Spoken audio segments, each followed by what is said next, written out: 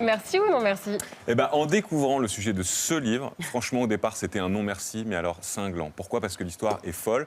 On est au milieu des années 1990. Il faut imaginer Gérard. Gérard, c'est un ancien routier au chômage et il est fan d'une chose, c'est d'appeler la libre antenne de Fun Radio. On est dans le milieu des années 90. Il a un phrasé de garçon boucher.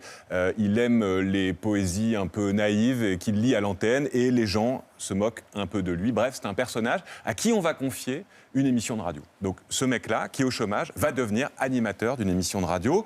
L'émission va cartonner. Et pourtant, elle est complètement bidon. C'est-à-dire que Gérard pense qu'il anime des vrais débats avec des vrais auditeurs, mais en fait, pas du tout. Ce sont des membres de l'équipe qui font tout pour le pousser à bout, et vous allez voir, ça marche. Pour ou contre les portables? C'est pas une question, il n'y a pas de verbe. C'est pas une question. Il n'y a pas de verbe. Ah non. Oui, Ouais, ça commence à bien faire, là. À chaque fois, c'est pareil. La troisième question, Si vous m'énervez à chaque fois sur les questions, c'est pas bon. Bon, c'est quoi la question, là? J'ai pas encore... Non, mais attends, si t'as pas compris, mon pote, tu te débouches les oreilles, c'est comme les cuisses à slab. En devant entendeur, salut si tu comprends pour pas. laver le tien aussi, tiens. Si t'es pas... Alors l'émission devait durer que quelques semaines, elle a duré 6 ans. 6 ans où Gérard est le dindon de la farce, c'est une sorte de dîner de con radiophonique, il n'y a pas d'autre mot. Et la question que pose assez brillamment le livre, c'est est-ce qu'il se doutait de quelque chose ou est-ce qu'au contraire, il n'y a vu que du feu? L'hypothèse de l'auteur, Thibaut Reyss, qui est à la fois l'auteur et il était auditeur aussi à l'époque, c'est que Gérard a aussi profité de la situation.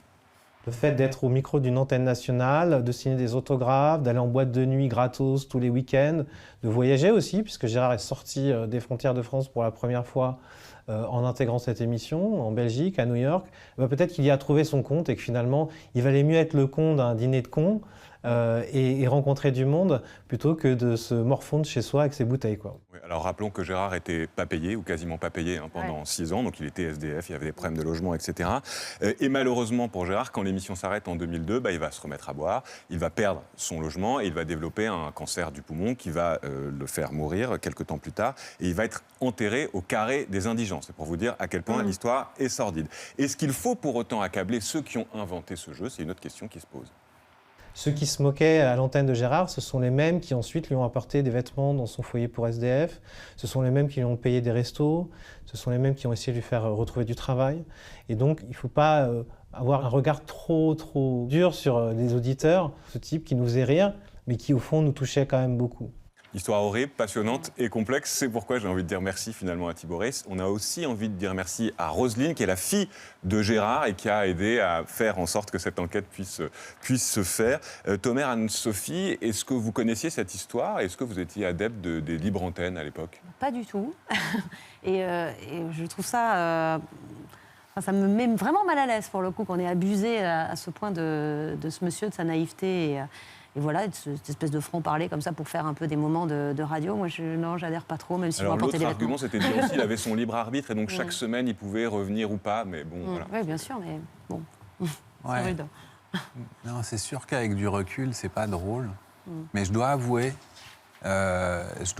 que sur le moment, si on m'avait raconté ça, je pense que ça m'aurait fait rire. L'époque a changé. Je pense qu'il faut